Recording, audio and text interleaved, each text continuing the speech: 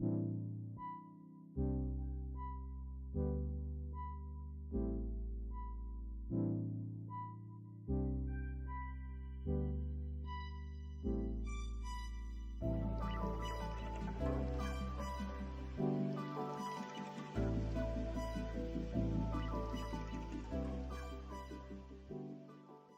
Foxy, it's your birthday. Not for real, real, just for play, play. This is Cree Summer, and Moana Nui will be right back.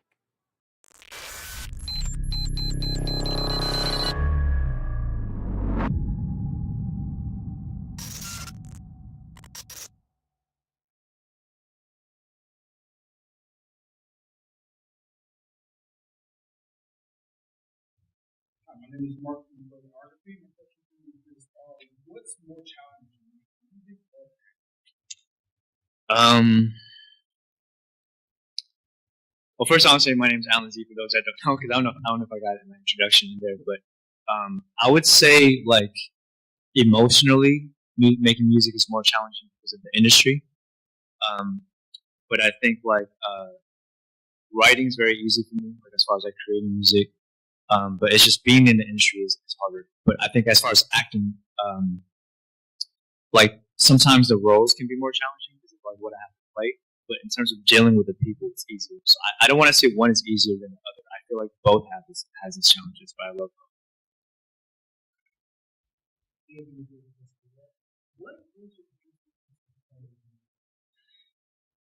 your People that know me are gonna hate this answer, but I so my favorite rapper growing up was Eminem, and so through Eminem, I like went into this rabbit hole of like underground and like classic like rappers that I love. Like I love like Rakim, Nas, Jay Z, Pharoah Monch.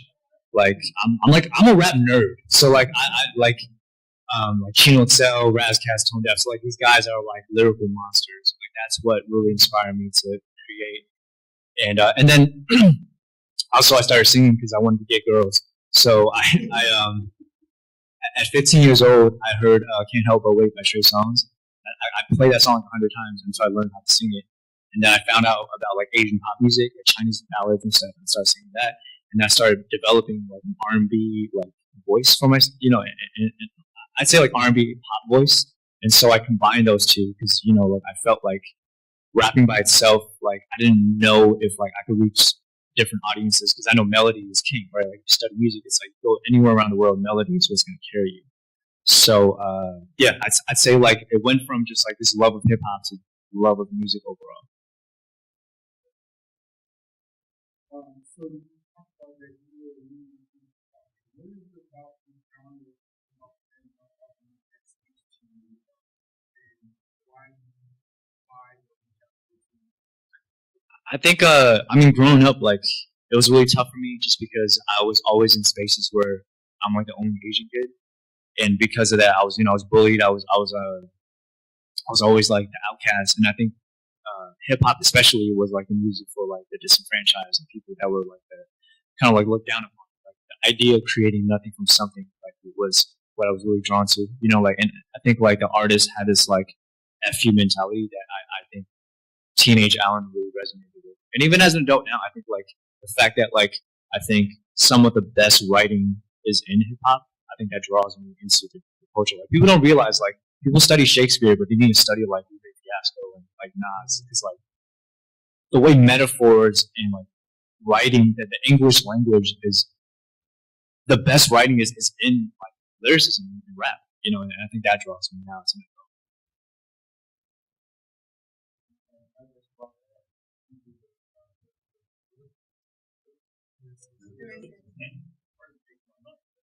And I don't know if I can't just say one. I mean, if I say one, I was just gonna say Eminem. But like, I mean, okay. Besides Eminem, um, I'll say Nas, Rakim. Um, there's an artist who actually became my mentor. His name's Tone Deaf, from the like the underground New York scene. I'd say he's in my top five. Um, Chino XL, who, as if you guys remember, like he had an infamous beef with Tupac, and they made up before he died. Like, hit him up. He mentioned him. So like he also became like another like OG of mine. We met and did some work together. I'll say like Mos Def, like Common. Like I feel like in the 90s and 2000s, like there was such a good period of rappers that like were really really rapping. As far as like one verse, like it's really hard to pinpoint, but I would say like I'd say like anything from like Illmatic and Nas is like comes to mind. And I'd say like Pharomonch and Oh No. I think that's like it stands out to me. You know what I mean? Rock is like yeah.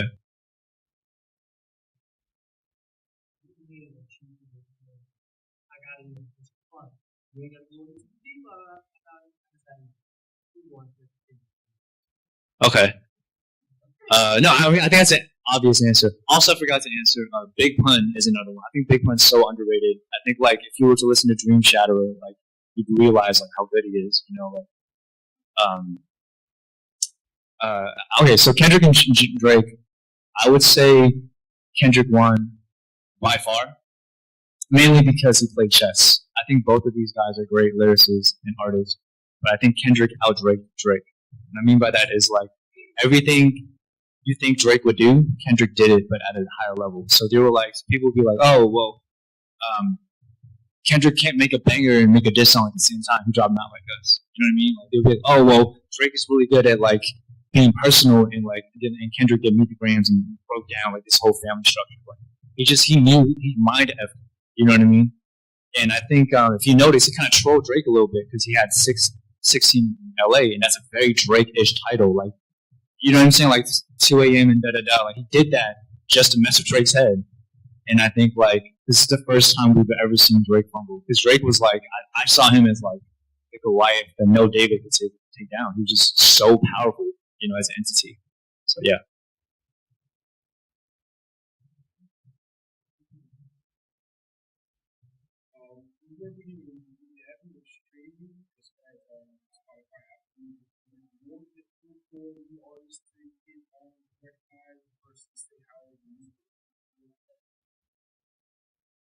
I feel like it's such a hard question because, like, the artists I grew up listening to, like, in the underground scene, like, he still sold CDs and downloads and stuff like that, right? And I think I looked upon that and like, oh man, I wish I had that.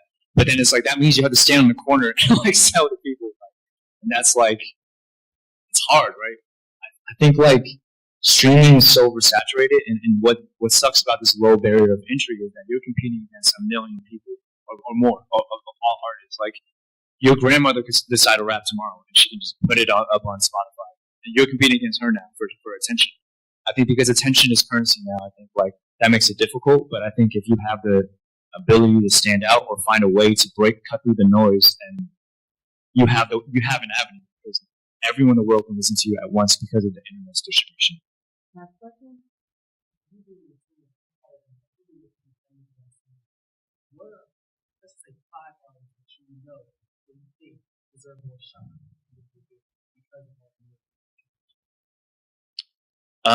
Number one for sure would be I mentioned him before, but his name is Tone Deaf, TONEDFF.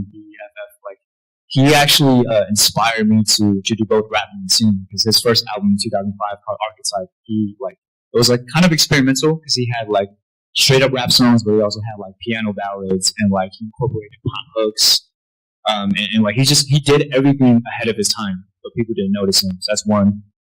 I mean, there's like so many groups. Like, I mean, like if you think about like Lil Brother, like they never got their shine. You know what I mean? Like,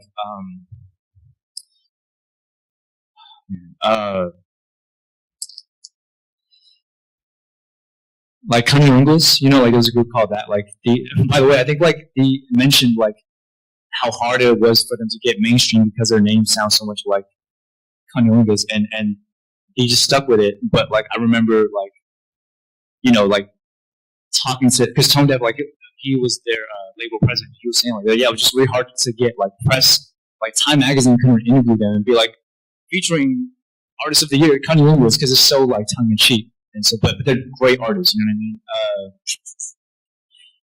feel like people like real like for example like we've seen the rise of female rappers, but like people don't talk about like Rhapsody enough. You know what I mean? Or like Snow the Product. Like, people that can really rap, like people don't care. We just want to do want the gimmicks and stuff like that. I can't think of a fifth one, but I mean there's so many, bro. Like I'm sure people don't listen to like what I grew up listening to. Like Big L, Big Pun, like artists that can really rap. I mean, there's like millions of them that people may never hear because they just don't care, right? Yeah.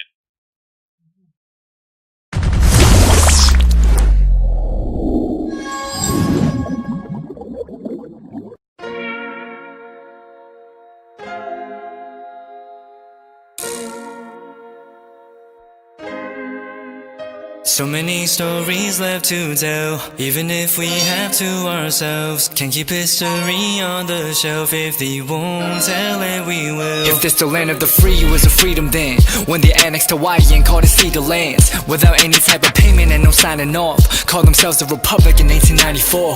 1.2 million acres overtaken from the native Hawaiians. When they resisted, the West retaliated in violence and erasure. The Hawaiian language is banned as part of colonialism's plan to expand, yeah.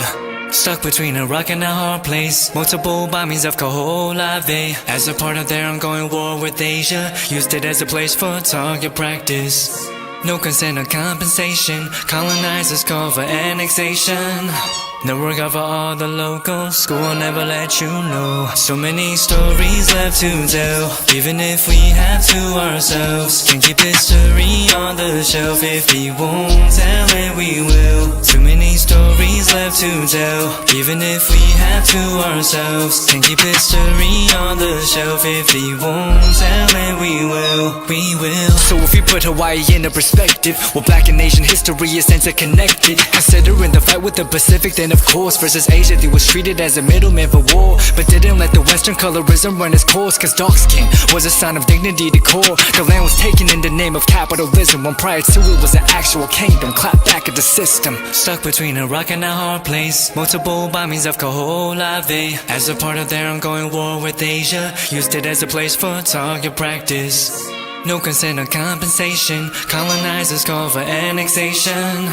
No regard for all the locals. School will never let you know. So many stories left to tell, even if we have to ourselves. Can keep history on the shelf. If we won't tell it, we will. Too many stories left to tell, even if we have to ourselves. Can keep history on the shelf. If we won't tell it, we will. So many stories left to tell, even if we have to ourselves. Can keep history on the shelf. If we won't tell it, we will. Too many stories left to tell, even if we have to ourselves. Can keep history on the shelf. If we won't tell it, we will. We will.